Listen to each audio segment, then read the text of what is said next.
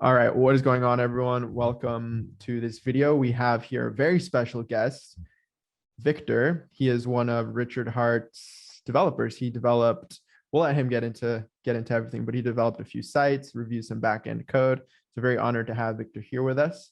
So with that said, we're going to go into, again, some of his background a little bit, and then some of the questions that you guys asked via Twitter. I set up a little thread here that said, interviewing the dev behind PulseX.com and PulseChain.com. Comment any questions you want me to ask him. So we'll get to that at the end. But with that said, take it away, Viktor. Let us know who you are and what you do. Yo, what's up? Honored to be here. I'm a full stack web dev, and I started working for Richard Hart about 9 months ago with the PulseChain whole idea to fork Ethereum. And Richard tweeted that he'll make some kind of competition for the logo of PulseChain. And I thought it'd be fun to have a go at that. Then what followed was a 3-day long discussion with the community and the PulseChain Telegram about the logo. And yeah, in the end, Richard liked my design best. And then I started working on the PulseChain.com website and went ahead and did more and more work for him. So by now I've did PulseChain.com, PulseX.com, including the logo and the brand work, did his personal website, richardhart.com, and also did a rework of the hex.com website. That's not live yet. There's still some wording changes, but that's all going to be done. And yeah, also I've looked over some of his backend code, as you already mentioned, did some work on projects that I actually not allowed to talk about, but yeah. Right on, man. Well, so you designed, I didn't know this, you designed the Pulse logo to start. Yeah. That's how kind of you got in here. Okay. Actually, Very both cool. The PulseChain and the PulseX logo. Wow.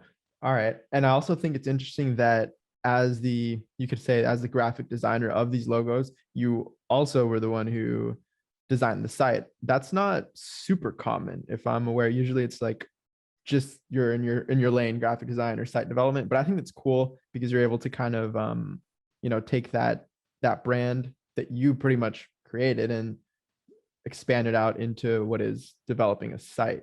So that's really cool, man. It's usually great to have one guy manage all of the stuff of one product, because everything will fit well together as long as that's possible by the workload. But yeah, like all of the branding, not just the logo, but also stuff like the whole design language and the font and so on fits together. It's all well integrated into the website. There's even downloads to get high-res versions of the logo and so on. I've used those for like my thumbnails and stuff. Very useful to get the word out, right? For creators. Yeah, it's amazing. For those of you who don't know what we're talking about, at the bottom of pulsechain.com, there's a little link that says download branding resources. It gives you a bunch of like banners, logos, different versions and all that. I think in pulsex.com, there's like a whole tab for it though. It says branding. Yeah. Like many people always ask in the Telegram design chat, t.me/hexdesign, where they can find a high-res version of the PulseChain logo. And I've always said, go to pulsechain.com, scroll down, click on the link. But it was just confusing. So for PulseX.com, I just made a whole tab, and I think that's pretty easy to. Much easier to find, for sure. Okay, so you designed the Pulse logo, the PulseX logo. You said you worked on PulseChain.com, PulseX.com, Hex.com, RichardHart.com. So you're pretty much this guy at this point. Yeah, I even did some work for the community. So many of the community members wanted to build on PulseChain because it's such a great ecosystem, like the Liquid Loan Sky, and for another project called I Am Crypto. The domain would be imcrypto.net. I also did some work for those, and they're currently looking for funding.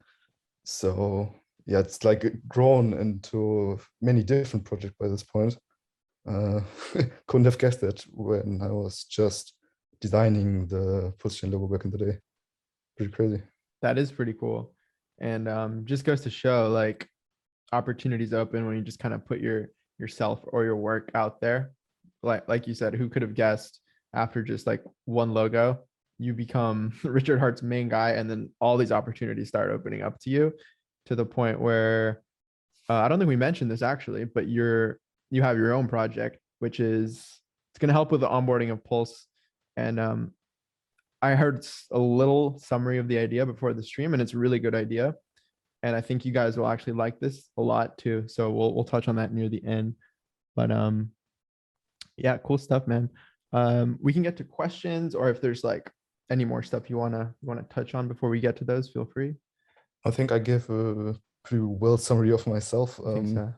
Of course, I next to the web dev and the design stuff for Richard, also did a lot of just admin stuff, like in all of the chat rooms, moderating and so on, organizing some stuff. I did Reddit AMA some month ago with like, I think around about 100 questions or something like that. Wow. So been pretty active in the community ever since. But yeah, let's get to the community's questions. Good stuff, man. Good work. Let's see. Okay. So we have a bunch of questions. Someone says, looking forward to it. The man is a beast. So people already know who you are, and they're excited for this. Say can't wait, et cetera. No way. Clapping emojis. Wow, big time. Nice. So I guess we'll start with, because a lot of these are on the actual like code and PulseChain and PulseX. You said you could probably answer all of those, which yeah, should we just start from the top? Because I didn't like hand select any before sure, this. just go with it and we'll see if I'll be able to answer them. Okay. So first question by Mad. Have there been any considerations of staking PulseX for the incentive coin? I think I have kind of a take on this, but I'll let you take it away and let you know.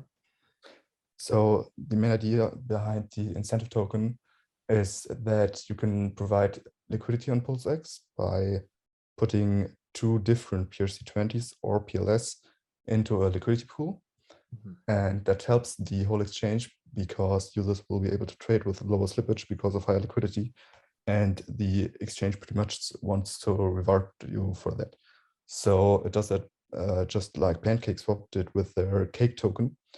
It'll allow you to lock up liquidity pool tokens into a farm, and you get the incentive token for that, which will actually be a different token than PulseX. So PLS, PLSX, and the not yet named incentive token will be three different tokens, not to be confused. I know the naming isn't optimal because they sound the same, but the idea behind locking up is pretty easy, and it's already been proven working very well with Pancake. It's the exact same mechanic that will just be copied over and added to the Uniswap v2 code. So you will be able to put PLSX and some other PRC20 or PLS into a pool and use those liquidity tokens in a farm to get interest in that and get the incentive token. So right on. It's not really staking, or it's not called staking, but it's the same mechanic that you will get interest on your tokens. Right. I was going to mention that literally what you just said, how even though these yield mechanics have different names, whether it's staking like Hex, delegating, or staking PLS, people call it both, or liquidity providing to gain yield, your coins are soft locked because you can remove them whenever, but it's still the same idea of locking, making them unavailable, not liquid to you for some duration, and gaining yield. So yeah, very good description of that. And you brought up some points, like you'll be able to pretty much put any PRC20 pair into these pools and gain yield in this incentive token. So any bridged in ERC20 will become, it'll unlock a PRC20, right? Kind of like a dummy token for you. So pretty much, yeah. Now you said PRC20s or PLS. I'm curious if you put a PRC20 and PLS in a pool, if that PLS has to be kind of a wrapped version, kind of like a wrapped Ethereum, but a wrapped Pulse, Yeah, technically it will be technically. wrapped Pulse. Okay. It's the exact same code and the exact same Right. mechanics of Uniswap v2, just with two small changes. One is the fee function, that some kind of Right. admin address will get a small fee of each transaction. And the other one would be the incentive token, which will just be the same mechanic as in PancakeSwap. And Uniswap v2 already used wrapped Ethereum. So on Pulse, we're going to use wrapped Pulse, but that's just a technicality. Right. So Totally.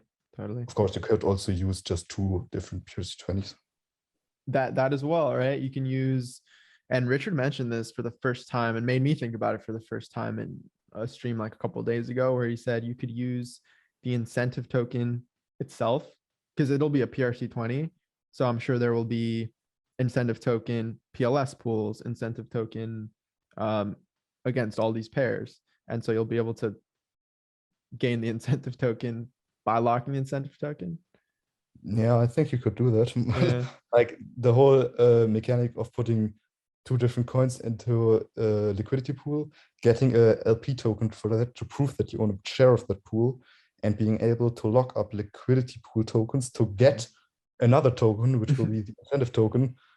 I mean, this sounds pretty confusing, and it allows for some crazy game theoretical stuff, like locking up incentive token to farm more of the incentive token. Mhm. But in the end, all of the mechanic has already been proven working Right. for PancakeSwap. So it's pretty much just a copy for PulseChain.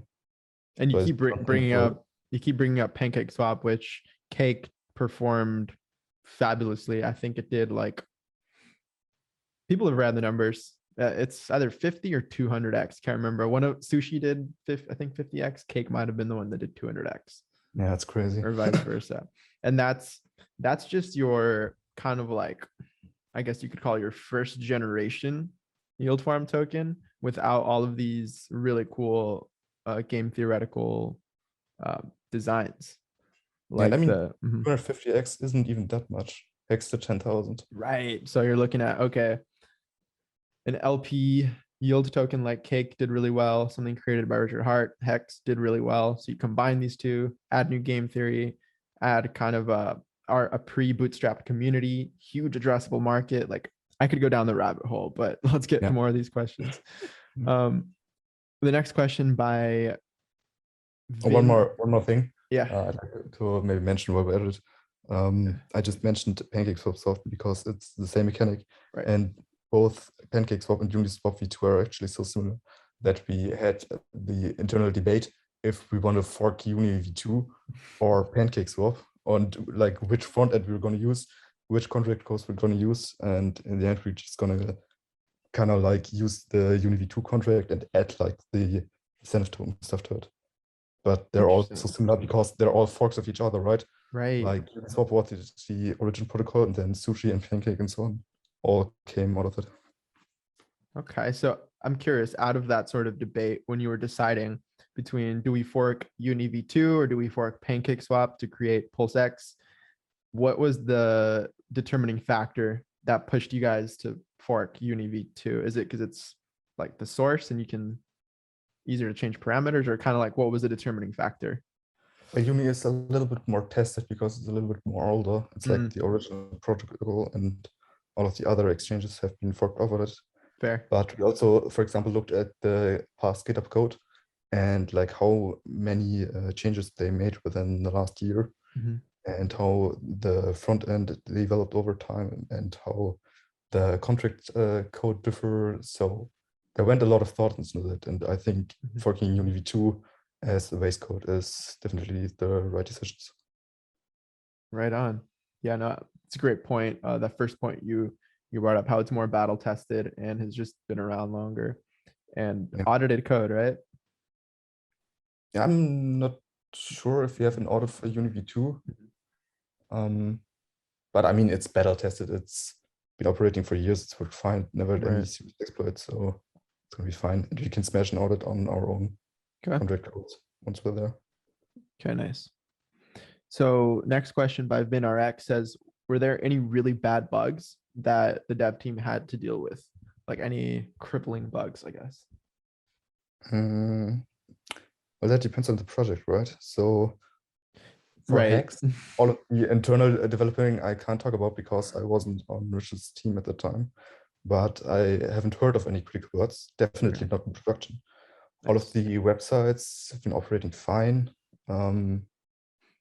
All of PulseChain's testnet code has been operating fine since the testnet was released. Haven't ever heard of any serious issue. Maybe some front end smaller bugs, like some UI stuff, but nothing serious really. Nice. I mean, that's great to hear. That's the answer I want to hear.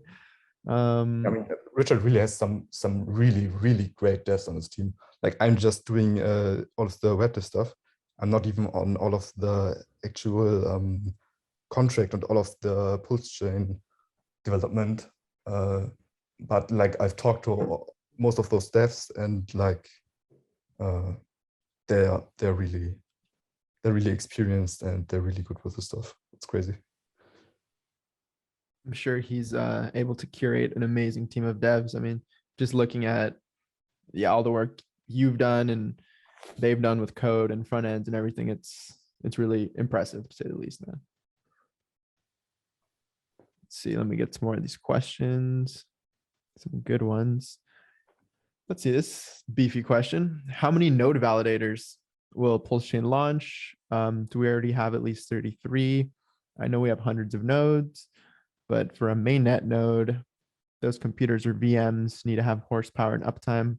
I'm wondering how ready we are on it. So we're probably going to launch with 33 validators invitation, or maybe like at least 30 or something like that. So definitely enough for the mainnet to run stable and run safe and decentralized enough, even if like some of those validators will be operated by the dev team, at least in the beginning.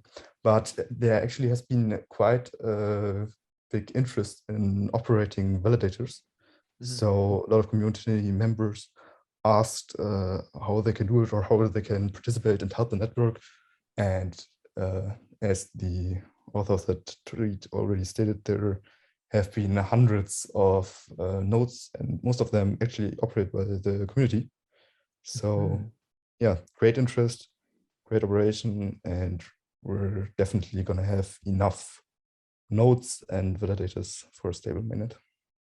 That's so cool. And I think I heard a few months ago, it might even be better metrics now, that we had, I think, more nodes on PulseChain like prior to launch, obviously, because we haven't launched, than Ethereum had prior to its launch.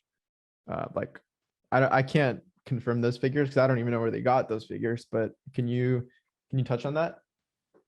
I haven't heard that one myself, but I could imagine that because like I think in the PulseChain community we have like 60,000 members or something like that. Right. Yeah. Without Ethereum will or had like I guess they had maybe 1,000 community members at the launch, so way less. And because of all the interest, we're also gonna have more nodes and more decentralization. Like the bigger community is always there for these projects. Right on. So if we have hundreds of nodes, then like you said, only 33, right? The top 33 are in rotation at any given moment. And if one of them gets kicked out, 33 is a hard cap, like there can't be any more validators, just less. Interesting. Huh. Why is that? Not just kind of like one of my questions, I guess. Hard cap. So the number itself, 33, was decided by Richard, right? Because he really likes the number 3. Yeah. And it's like some of those magical constants, like the 3.69% in Hex or the 5.55, or those numbers that everybody knows and loves. And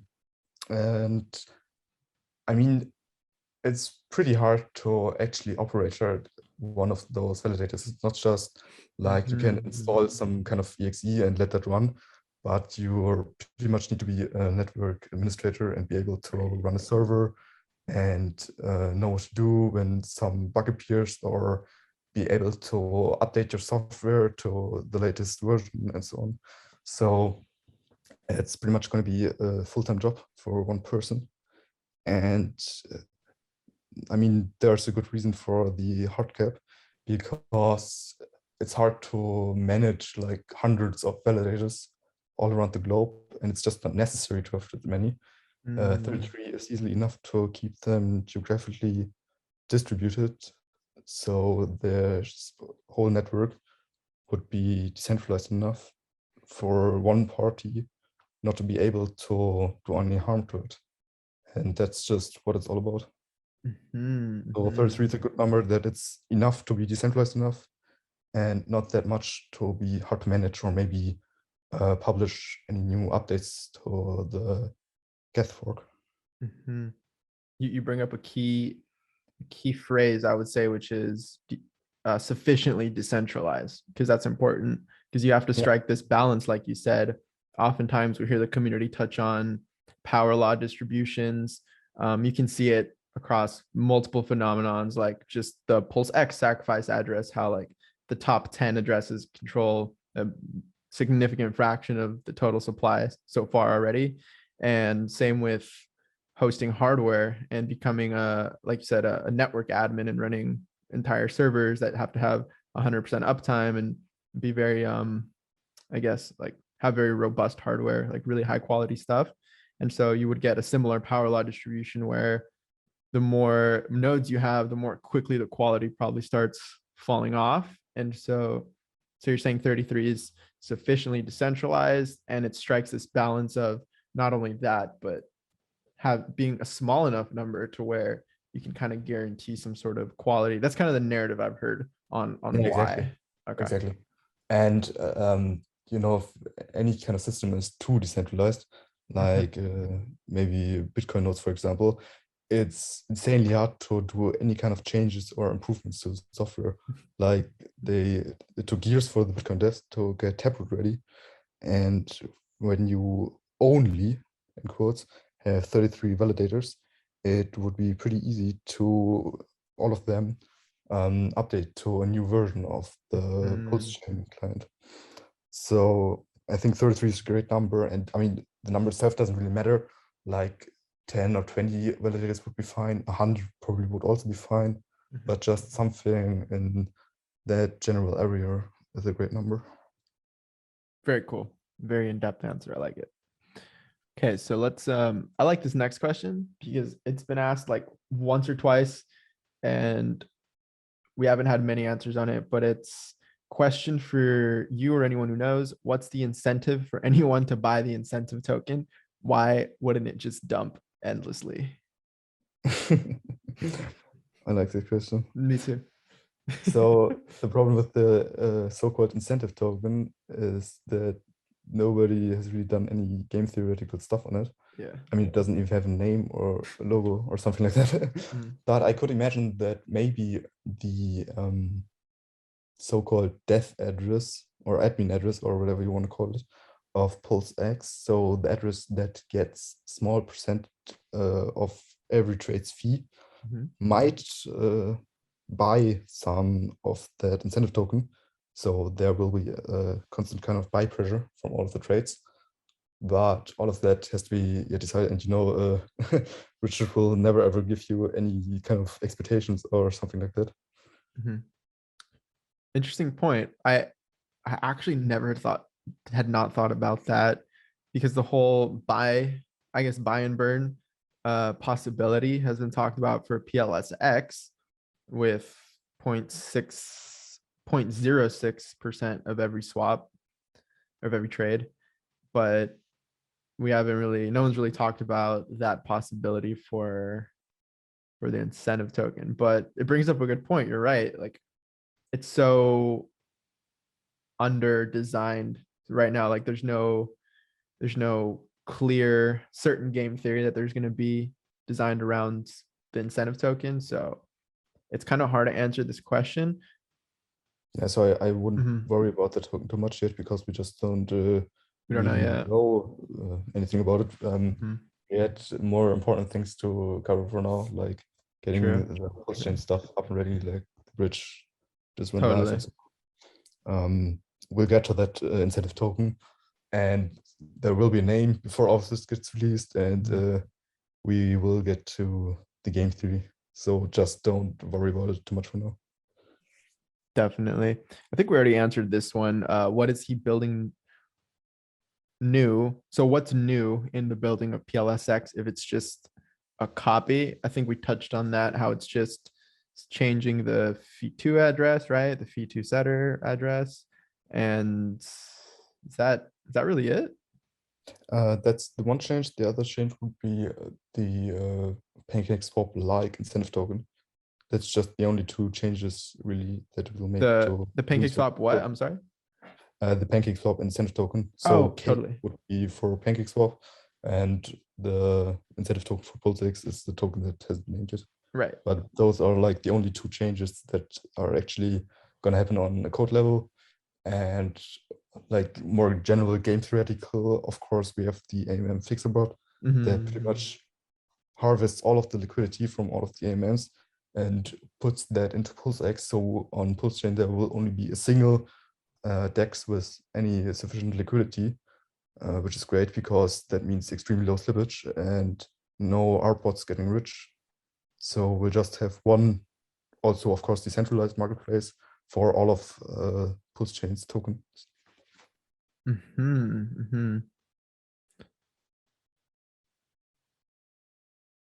Here, man, I swear I had a really good question and it just like left. Oh man. Yeah. That's too bad. This down. It was about, okay, so we're talking about what needs to change in PLSX relative to Cake. You said just the fee2 address, fee2 setter, and the token itself. Oh man, I hope it'll come back to me. All right, we'll move on to the next question. In the meantime, someone says, before bridges are launched, do we have to pay any fees to swap PLSX to Pulse? Probably, right? Well, of course, you Well, will yeah. have the network fee, Yeah, but that's going to be almost zero on PulseChain. Yeah. And I mean, there will be some kind of liquidity pool. So maybe a less than 1% fee for the trade itself. And depending on how much you want to trade, of course, some slippage. But I think it's going to be negligible. So if you miss the PulseChain sacrifice and you want to get your hands on PLS, then the way to go is pretty much just sacrifice for PulseX now. Right. And we'll be able to swap PLSX for PLS before the bridge open. Perfect. You answered the next question. Someone said, I missed the sacrifice for Pulse. What should I have in my wallet in order to buy it? Will I be able to buy with Ethereum, or do you have to have Hex? Blah, blah. I answered it in the thread, actually, how you can buy Pulse with pretty much any ERC20 or any bridged, or excuse me, any bridged in ERC20 or bridged in ETH or any PRC20s you have via just holding ERC20s prior to the fork itself. But the interesting thing is that you will be able to swap PLSX for PLS before the bridge opens. So you might get a way better price by sacrificing now for PLSX, getting those PLSX tokens and swapping them for PLS, then holding just any token in your wallet now, waiting for the bridge to get open because you'll probably get front run by all of the PulseX sacrifices. It's a good point. So if you missed PLS, sack for PLSX would probably be the move, because you're getting roughly 5,000 points per US dollar equivalent now, whereas for PLS you're getting like 1 or 2. So you're getting like a 5,000-ish almost times better deal for PLSX, and it's basically a bet that the ratio is going to be less than 1 to 5,000 upon launch, which is probably a pretty good bet given that they had nearly identical sacrifice phases, only difference being offset in time, which leads us to the situation we're talking about now, that if you missed it. But I remember the question I was going to ask. It was on the AMM fixer bot. Am I correct in thinking that writing the bot is pretty easy, because arbitrage bots already have existed for a long time for Uniswap and all these AMMs? So wouldn't you just kind of take an off-the-shelf arb bot and just code it to, instead of doing these like arbitrage trades, just code it to do these specific hard coded assignments and then just go inject liquidity, or is it much harder than that? So I think bot is the wrong word. We're always using that because somehow easy to understand the general idea. But in the end, it's probably just going to be some kind of script that takes all of the balances out of the dexes. In the end, it's just contract balances on Ethereum. And we can't do that like by hand because those balances will change very frequently until the actual fork happens. But after the fork, we'll run that script or so-called bot to empty all of those contract balances and instead put the tokens that are in the liquidity pools over into PulseX's liquidity pools. So it's just a redistributing of all of the balances. That's it. It's not complicated. So it's not too complicated then? Yeah, I mean, it's just moving some tokens around. It's not that complex. All right, cool. I've heard Richard talk about like how much PLS is going to be minted in order to set these ratios, and he always touches on this like square root of 6.5%. I get the 6.5% because that's the amount of ether sitting in the wrapped Ethereum contract. So then you could say, well, that's probably all the ether in DeFi because of what we talked about earlier. Ether is turned into wrapped ether to do things like swaps and so on. But is it correct to do the square root on that? That's where I have trouble following that logical step. Because the way I think about it, wouldn't you need to mint 6.5% PLS to say 6.5% of all PLS is in these pools? Yeah, so the idea behind that square root thing is also pretty easy. Uniswap uses their square function to determine how much of one token you'll get when you put in the another token. And the formula for that is pretty much x times y equals k. Right. X and y are the amounts of the tokens on both sides of the liquidity pool, and k is some kind of constant that never changes, only if you supply or get out liquidity pool tokens. So if you change the amount of tokens on the one side of the pool, the other side also automatically changes because the product, those constant, has to stay the same. Right.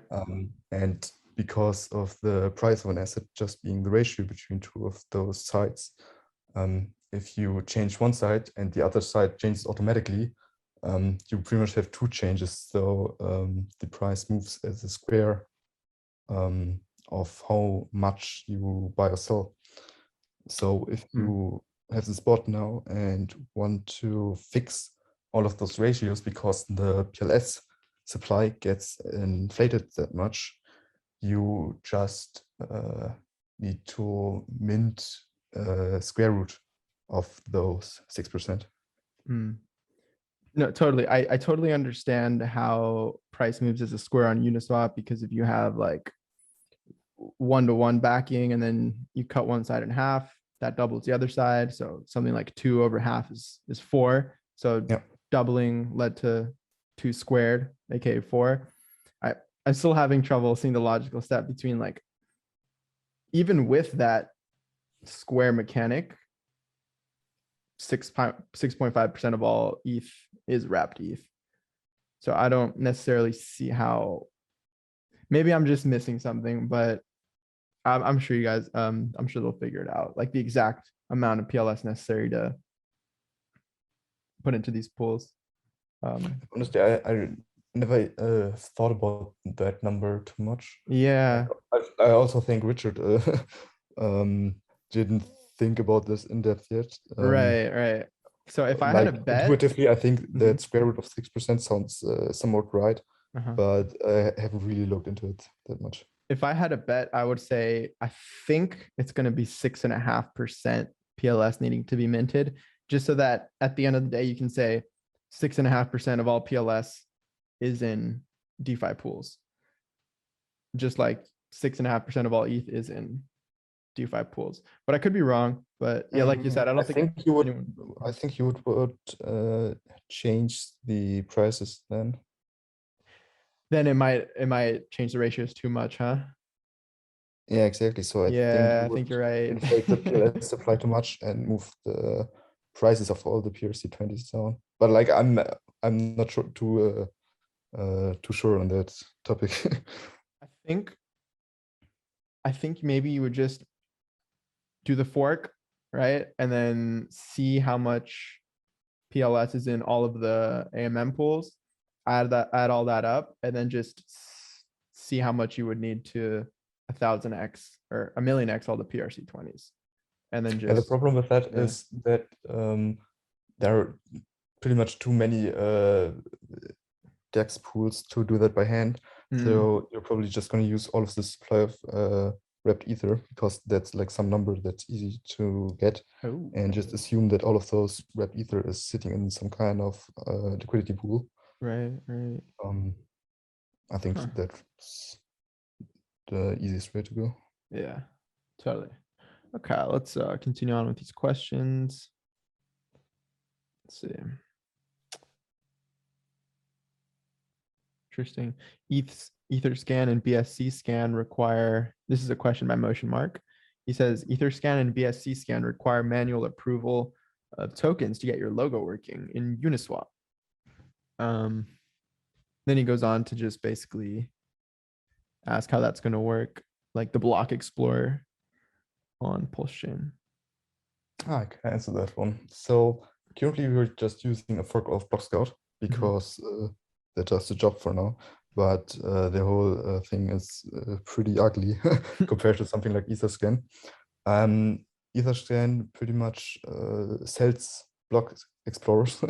Like they sold them for Binance for BSC scan, but those things cost $2 million, and we can build it cheaper and probably better. Nice. So we're just gonna build our own block explorer when the times comes.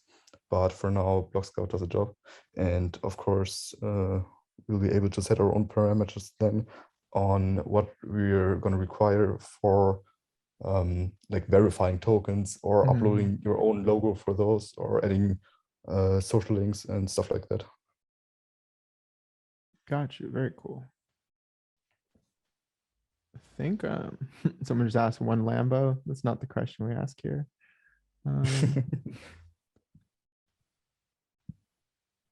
I guess this is okay. This Todd had 3 questions in this one comment. Number 1, he asks, is there anything in PulseChain in the programming? Is there anything in the PulseChain programming to differentiate it from Ethereum specific to network speed, security, scalability? You can take that one away. We have 4 times faster blocks. Right.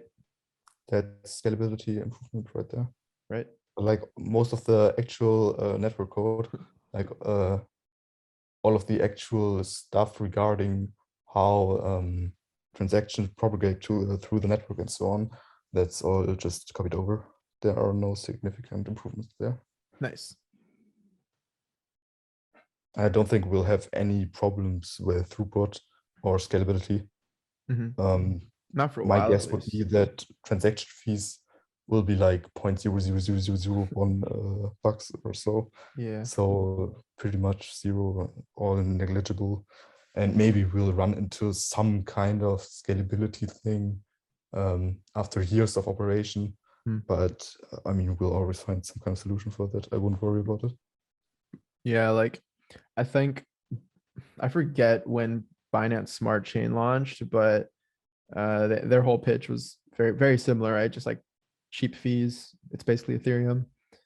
But I think they got so popular to the point where they were doing, I think, more transactions than Ethereum per day for some time. But then that's also because of faster block times, right? So your chain grows like 4 times as fast. But I think their fees caught up to, obviously not as bad as Ethereum, but now their fees are like not less than a penny. They might be like, I think, a few bucks. It's pennies. It's pennies again? Okay. And the transactions cost maybe 10 cents or so. Oh, nice. some kind of swap, maybe 30 cents or so, but Yeah. it's still fine. It's still fine. It works great. Yeah. And kind of what I'm getting at there is that even if transactions go from less than a penny up to maybe 30 cents, by that time you probably have captured a lot of Metcalfe's law, right? A lot of that network effect that Yeah. has made the network much more valuable by that point, much more popular. So I guess PLS will have done such a price increase by that point that we don't really worry about having to pay 10 cents per Right. transaction. There you go. Then we have a question. I'm not sure if you're able to answer this, but he asks how many developers are dedicated to this project. I think he's talking about PulseChain or PulseX or maybe both as an ecosystem. So overall, maybe 1 each, something in that area. Like all of those guys that worked on PulseChain for so long now, especially our lead dev, he still like does now the stuff that needs to be ready for PulseChain to actually launch in the mainnet. Then we have next to me another web dev that did some front-end stuff like the go.hex.com improvement that it supports the PulseChain testnet. We have some Indian dev team that worked on the bridge and the contracts behind that, and of course me, who's doing all of the website, all of the public-facing stuff, print stuff, admin stuff, and so on. So I think it's more devs than are working on Ethereum. Yeah, I heard only a few guys are running the actual Go Ethereum Geth, right? Yeah, it's like 5. It's crazy. Nice. So PulseChain has more devs than ETH and hasn't even launched yet. That's a good pitch too. Yeah. Third question from Todd. He says, what's the estimated ongoing annualized costs to maintain a blockchain network? Maybe he means like the sum of the costs incurred by all the validator nodes, maybe. It's an interesting question. I hadn't thought about that. So I think the pure operating costs of running a validator, like not the manpower behind it, but like just the tax cost for the like your internet and maybe hardware costs and so on, I would guess something around $100 a month. So 1,200 a year for 33 validators, maybe 50K a year on pure operating costs just for validators. It's not much. That is not much. You're right. I mean, that's a wild question. You might have had to formulate that a little bit more specific. Yeah. Like that's just I guess some number I'm putting out there. Yeah, it is kind of a vague question for sure. Yeah, so I think that's all of the questions. Wow, ran through them all. Nice. So I guess now we can go into a little bit of your project. So talk about that a little bit, and then we'll call it a stream. Sure. What you want to start with? Should I like give a short summary, or want to start with any questions? How are we doing this? Yeah, just okay. So you told me before we started the stream that you're working on a project to onboard people onto Pulse.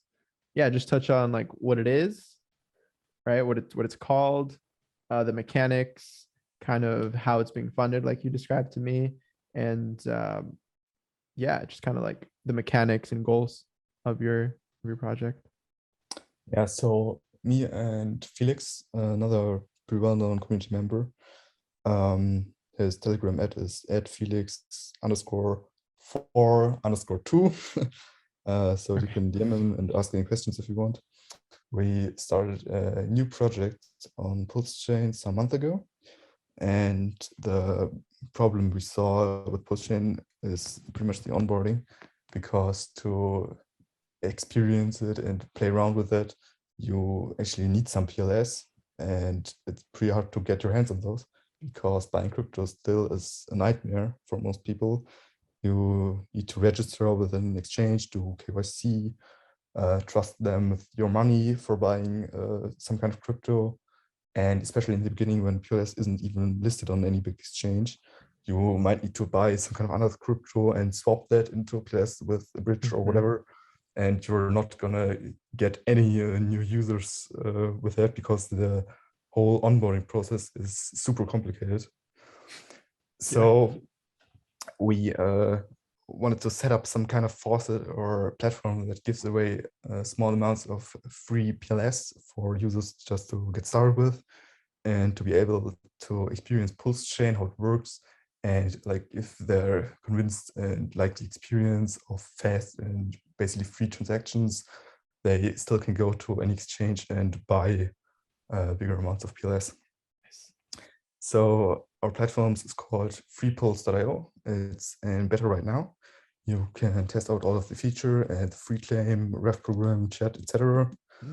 And once the PulseChain mainnet will go live, we'll actually use real PLS and give out free PLS. You can claim those once an hour. There's no like complicated registration. It's just a simple login with MetaMask, 2 button clicks, and you're ready to go. Currently, we're using TPLS, so the testnet version of Pulse, just to play around. It's all just play money. And once the mainnet is live, so like in 1 to 2 months is the ETA on that, we'll switch to real PLS. Yeah. Nice, so dude. free to go to freepulse.io right now and have a look, try out the features, and give us feedback.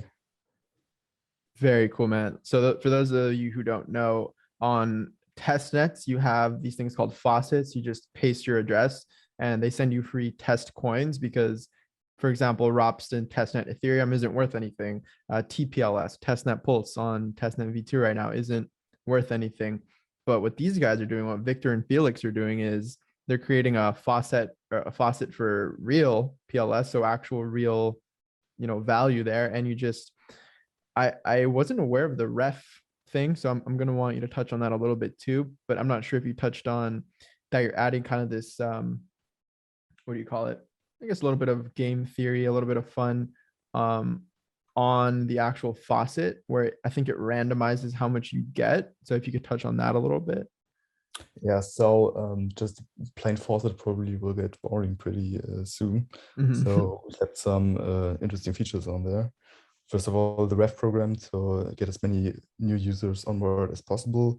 Every user has a ref link and they can share it. When somebody signs up with that link, they get an additional 50% of every free claims their users make. Nice. So it might be a great way to onboard new users and earn some side income if you already have a following on social media, just like Staker app, for example, did with their ref links.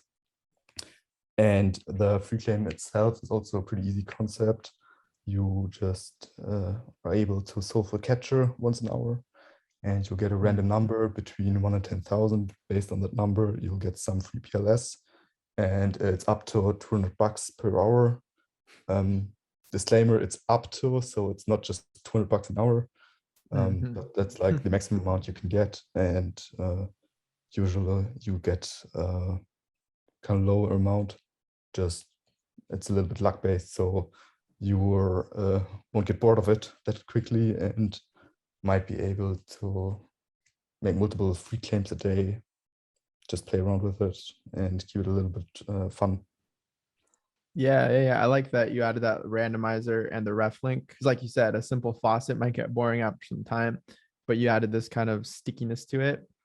So yeah, I know the Hex people love their ref links, so they'll probably hop on that. And like you said, people who have media followings or influence are able to onboard people, because this is really an onboarding tool at the end of the day. So that'll be really, really nice.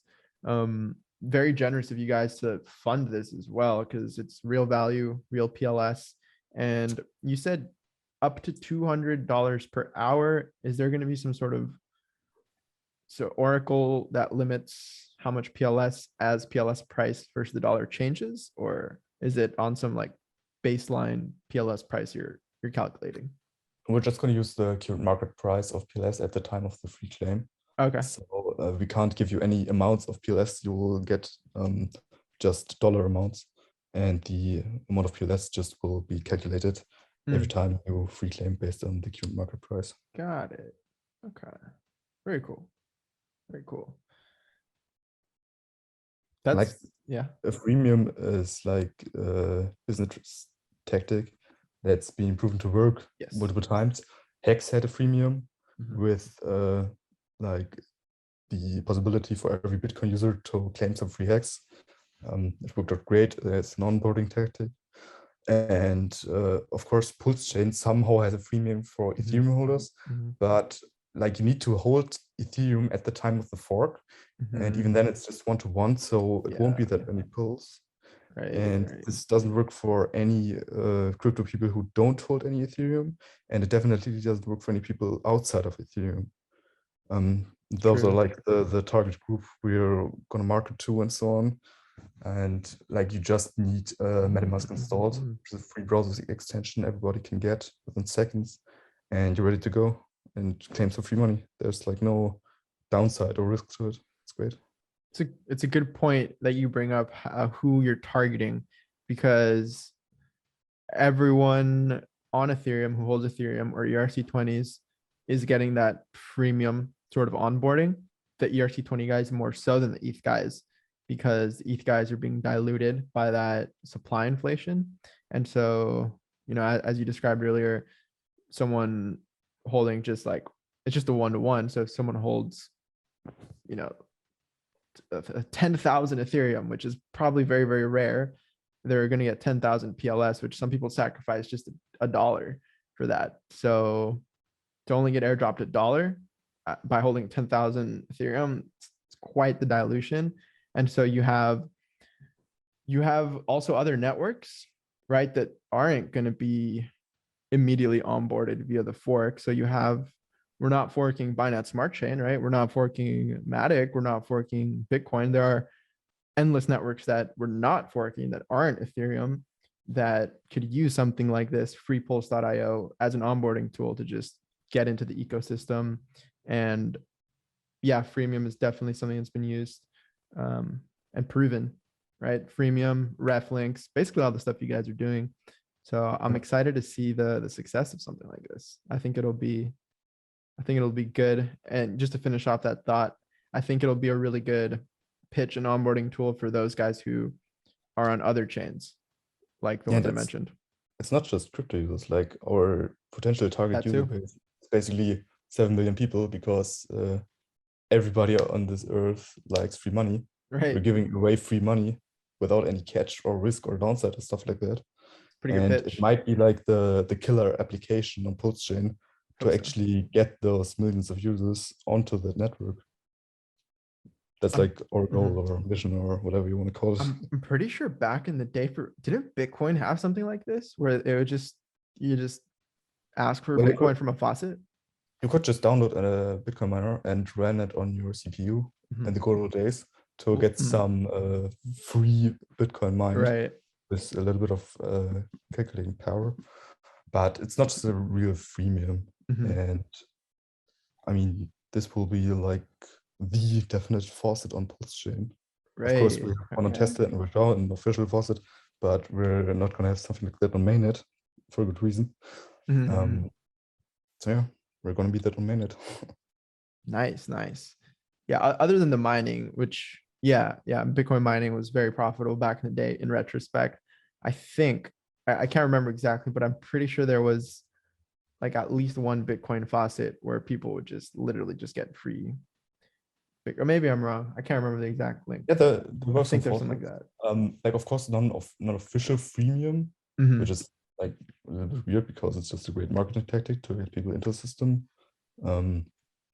But there were user-based faucets that gave out small amounts of Bitcoin, and those worked out great. There was like one big site, was just called Free Bitcoin. So freebitco.in was the domain, still operating today.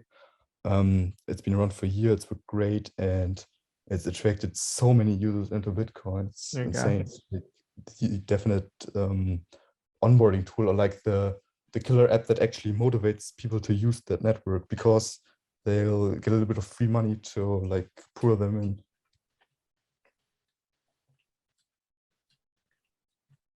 Yeah, I mean, free money is a pretty easy pitch. So definitely unlimited addressable market for you there. But yeah, man, thanks for describing all the hard work you do, getting us up to speed on this project, freepulse.io. You said it's already in beta. People can use it on testnet right now. Yeah, exactly. So Okay. pretty much all of the main features are live. You can log in with MetaMask, you can free game once an hour, use the ref program, and we also have some like small games on there you can play to keep users engaged. The chat is up, our Telegram group is up and running. That's t.me/freepulse. Okay. Like Join that. 200 guys currently in there. Of course, you could also follow us on Twitter, twitter.com/freepulse.io. And yeah, once the PulseChain mainnet will get live, we'll go out of beta and use real PLS. You'll be able to claim real PLS that you can withdraw, that you can sell or whatever once an hour. And I think that's going to be pretty fun. Very, very cool. I'm very excited. I'll join those chats and follow that Twitter shortly. T.me/freepulse, freepulse.io on Twitter. And yeah, if you have any questions for me, because I'm here. But this is definitely a dev Viktor focused interview. But if not, we can end the stream here shortly. I just want to say keep up the good work you do that most of us are not able to do, right?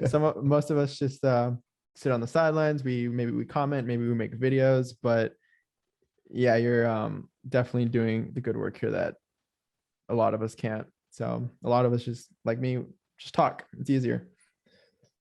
It's fine. Like everybody does whatever he can to contribute to all of those projects. Right. And I think it's a really great space with I many love it. people who are very talented. Very. Not just devs, but also community creators and designers and authors and so on. So everybody does what he can best, and let's all grow together. Let's all grow together, man. I love it. We'll keep building, keep doing amazing things. Thank you for coming on the stream, taking the time to chat and let people know what's going on behind the scenes, kind of in the code, behind the sites.